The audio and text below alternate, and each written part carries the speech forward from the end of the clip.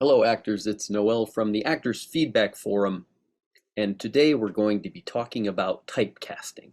There are scads of acting gurus, coaches, teachers, instructors, classes, workshops, seminars on the internet that will claim to teach you how to take advantage of your type or game the system, so to speak, and turn typecasting into a benefit for the actor rather than a negative thing, which it is often looked upon as.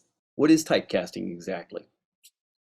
You may well know that the idea of typecasting is an actor becomes well known for portraying a particular type of character, and they get kind of pigeonholed or stuck into that characterization, and those are the only kinds of jobs they get offered henceforth.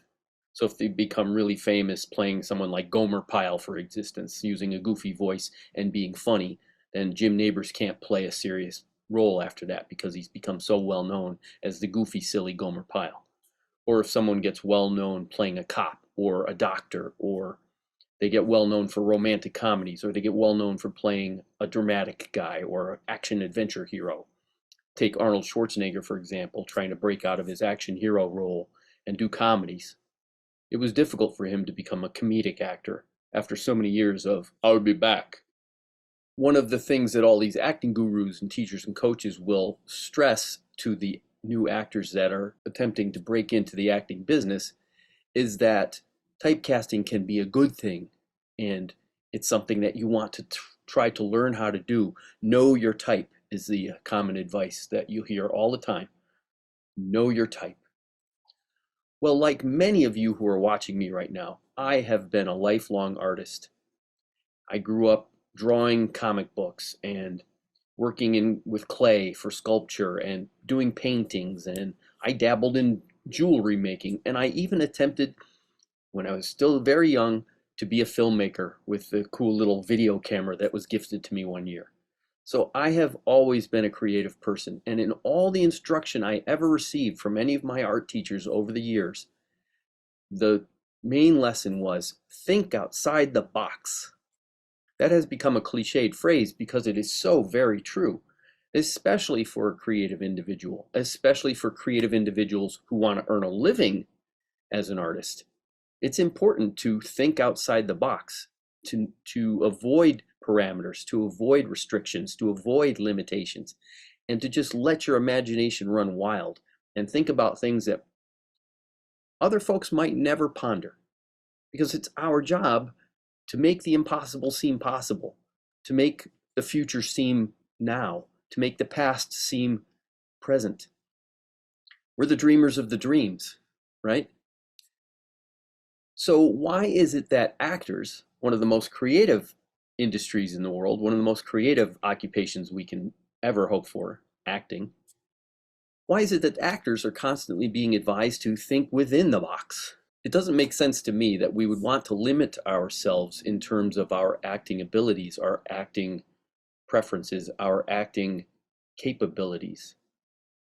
But many gurus will advise us that, especially early in our careers, we should learn how to take advantage of typecasting and use it to our own benefit. For example, this online acting school advises its members that it's kind of important to know who you are, especially as an actor. They go on to explain that we need to be aware of how the system of typecasting works and how to use it to our advantage. Now, to their credit, they do go on to say, but in saying that, I'm a little torn when it comes to an actor's type. It feels a little slimy. And it's really just a fancy marketing term. Now there is a truthity, because that's what this is all about. Typecasting has become a huge marketing buzzword, a huge sales point to make when trying to sell acting lessons or acting classes or coaching or whatever, workshops, seminars. It's one of those things that can be easily explained, and it's a buzzword that catches attention. It's a sales point, it's a marketing term. In the past, actors struggled against typecasting because to them, it was the antithesis of creativity. being pigeonholed into the same thing over and over again, playing the same characters show after show, film after film, stage after stage, became tiring, and it became kind of a career killer in some cases because they wouldn't get jobs because casting people said, "Oh, you're too much entrenched in that whole, goofy character with funny voices thing. We can't find you work anymore. Those roles are far and few between now." They found it hard to break out of that niche that got them the popularity in the first place. And we've heard so many stories of famous actors struggling against type and trying to break out of that pigeonholing that the industry forced upon them. Robin Williams trying to do dramatic roles, Jim Carrey trying to do dramatic roles, the aforementioned Arnold Schwarzenegger trying to do comedic roles, and the list goes on and on and on. So how do these gurus and acting teachers and coaches convince these young actors that the opposite is true and it's a good thing for them to be typecast and lean into it and learn how to take advantage of it? How do they get that point across and convince these actors to pony up their cash and buy into these acting classes and workshops where they teach this stuff? And speaking of ponying up your cash, let's just take a quick look at one example of the kinds of money we're talking about. Here's a website whose pricing is as follows. Our most popular offering, $195 per hour. I wish I could make that kind of money. Image consultation, type and image assessment, define your uniqueness, wardrobe styling, etc., headshot and demo feedback. And there's another part of the industry where we see this kind of aggressive marketing taking place, the headshot business. There's so many acting classes and schools and workshops and seminars that will have deals with headshot photographers where they'll recommend that their students get a new headshot done by these headshot photographers that they work with. And in that process, they're being told, you need to get all these headshots done to demonstrate your types. But for many creative souls like myself, we agree with this. Typecasting is sort of like being put into a box. Don't box me in. And it doesn't make much sense to me to limit myself to a box and worry about what I can do inside that box. I'd rather not think about a box. There is no box. In no other creative endeavor I've ever dabbled in my life or worked in professionally was I encouraged to think inside the box, or rewarded for it for that matter. Most of my creative successes came when I was thinking outside of the box, or better yet, just ignoring the box entirely. There is no box. Personally, I think the same thing is true for my acting efforts. I am getting typecast. I think it's impossible to avoid. I haven't had to spend a penny on it.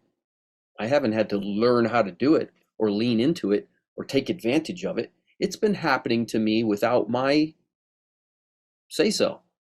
I have nothing to do with it. It's being done by the industry. The people who are hiring me are typecasting me because of my look and my sound and my physical build and the types of roles I've already done, and so many factors that they look at when they cast someone for these roles. They look at me and they see a particular type of character in me, and so they cast me in that role. That's fine. If it's going to happen, it's going to happen. I'll struggle against it like every other actor does. And maybe that's part of the thing. Maybe that's part of the creative process. Being challenged to break out of a typecast might be a better effort than learning how to lean into one. So should you worry about what your type is? And should you spend time and money attempting to lean into it and learn how to take advantage of it? I guess ultimately that decision is up to you. But what I would encourage you to do as a smart actor is to research it very thoroughly before you spend any of your hard-earned money on it. Check it out and make sure that leaning into your type is going to give you the kind of return on investment that you're looking for, and that will benefit you in your particular journey. Because for me, I can't see spending any time, any money, or even a thought on the idea of leaning into my own typecasting when it is already being done to me, whether I like it or not. Let them do all the work for you. They're going to do it anyway. I hope this has been helpful for you. Thanks for watching, and I'll see you in the next video. In the meantime, keep doing the work. Thanks for watching this video. Please subscribe to the channel. And remember, if you want to join a bunch of your fellow actors who are serious and dedicated and will motivate you to keep doing the work, please visit actorsfeedbackforum.com. Link in the description. See you next video.